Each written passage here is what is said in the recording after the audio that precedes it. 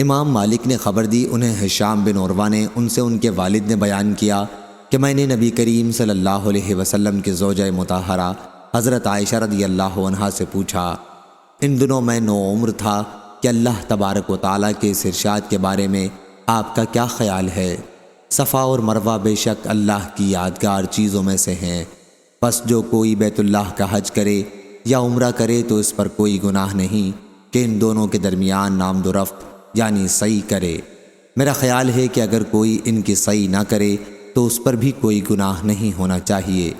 حضرت عائشہ رضی اللہ عنہا نے کہا کہ ہرگز نہیں، جیسا کہ تمہارا خیال ہے، اگر مسئلہ یہی ہوتا تو پھر واقعی ان کے سعی نہ کرنے میں کوئی گناہ نہ تھا، لیکن یہ آیت انصار کے بارے میں نازل ہوئی تھی۔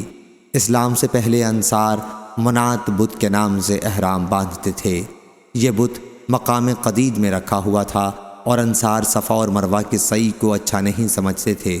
جب اسلام آیا تو انہوں نے سعی کے متعلق آپ صلی اللہ علیہ وسلم سے پوچھا۔ اس پر اللہ تعالیٰ نے یہ آیت نازل کی، صفا اور مروہ بے شک اللہ کی یادگار چیزوں میں سے ہیں، سو جو کوئی بیت اللہ کا حج کرے یا عمرہ کرے تو اس پر کوئی بھی گناہ نہیں کہ ان دونوں کے درمیان سعی کرے۔ صحیح بخاری حدیث نمبر 4495۔